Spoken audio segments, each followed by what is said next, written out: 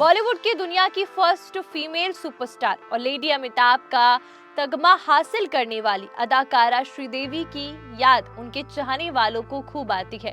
आखिर अब से 8 साल पहले हिंदी सिनेमा की चांदनी हम सबको छोड़कर जो चली गई थी। कहा गया था कि बाथटब में गिरने और फिर डूबने की वजह से उनकी मौत हो गई। हालांकि जानवी और खुशी की मां को गुजरे हुए 8 साल बीत गए हैं, लेकिन उनके निधन के पीछे की असली सच्चाई लोगों के सामने नहीं आ सकी। एक्ट्रेस की मौत एक पहेली बनकर रह गई है। अब जैसा कि सभी जानते हैं कि श्रीदेवी हमारे बीच इस दुनिया में मौजूद नहीं है। हाँ, वो बात अलग है कि उनकी याद आज भी उनके चाहने वालों के जहन में जिंदा है। तभी तो 24 फरवरी को श्रीदेवी की डेथ एनिवर्सरी का मौका था, तो उनके पति बोनी कपूर से लेकर उनके फैंस ने उन्हें नम आंखों से याद किया और फैंस की आंखों का आज भी नम होना जायज है। आखिर फरवरी 2018 में श्रीदेवी अचानक ही इस दुनिया को छोड़कर जो चली गई थी।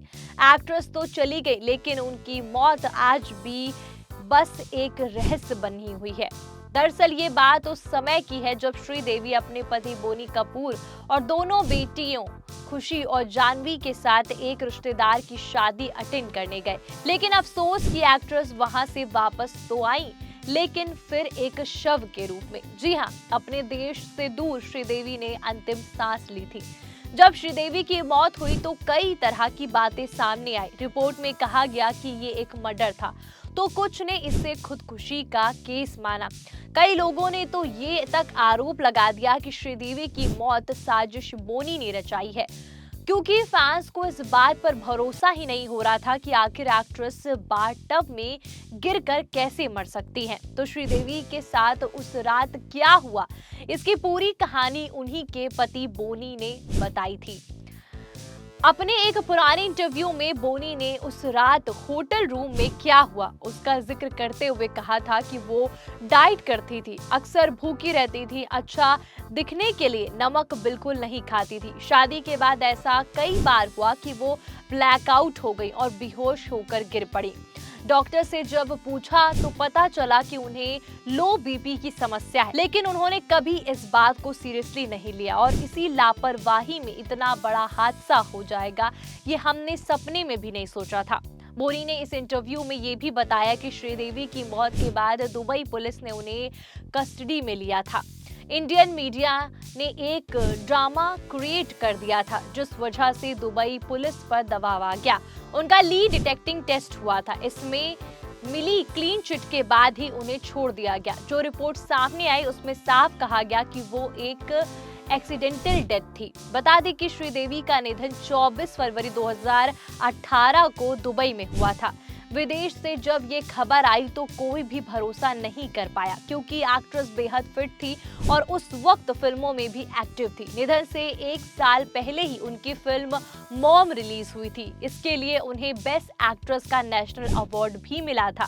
श्रीदेवी के करियर की ये 300वीं फिल्म थी और हाँ, बस उनकी अपनी बेटियों को बड़े पर्दे पर देखने की इच्छा अधूरी रह गई। गौरतलब है कि श्रीदेवी का जन्म तमिलनाडु के एक छोटे से गांव मीनमपट्टी में हुआ। उनके पिता का नाम अयप्पन और मां का नाम राजेश्वरी था। उनके पिता एक वकील और श्रीदेवी ने 6 साल की उम्र में फिल्मों में काम करना शुरू किया। उनका फिल्मी करियर साउथ इंडियन सिनेमा से शुरू हुआ। उन्होंने तमिल, तेलुगु, मलयालम फिल्मों में काम किया। फिर बॉलीवुड में श्रीदेवी की एंट्री 1979 में हुई। उनकी पहली हिंदी फिल्म 16वां सावन थी और हालांकि उन्हें असली पहचान मिली हिम्मत वाला से, और इस फिल्म में उनकी एक्टिंग और डांस ने दर्शकों को अपना दीवाना बना दिया। हालांकि बॉलीवुड में उन्हें शुरुआत में हिंदी बोलने में मुश्किल होती थी, लेकिन अपनी मेहनत से उन्होंने इससे भी दूर कर लिया और फिर श्रीदेवी ने अपने करियर में कई यादगार रोल निभाए। उन्होंने चालबाज में डबल रोल किया और सदमा और चांदनी जैसी फिल्मों में उनकी एक्टिंग की तारीफ हुई और पूरे देश के साथ दुनिया भर में की। अपने करियर में एक्ट्रेस ने 200 से ज्यादा फिल्मों में काम किया। तो आज श्रीदेवी हम सब के साथ इस दुनिया में नहीं है, लेकिन उनकी यादें आज भी लोगों के दिलों में जिंदा है। इस पूरी स्टोरी पर आपकी क्या राय कमेंट करके जरूर बताइएगा। आपको क्या लगता है कि ये एक्सीडेंटल डेथ थी या किसी ने श्रीदेवी को मारा है? अगर आपको भी इस पे अपनी कोई राय देनी है तो कमेंट करके जरूर बताइएगा। जाते जाते वीडियो को लाइक और शेयर करिएगा, चैनल को सब्सक्राइब करना नहीं भूलिएगा। धन्यवाद।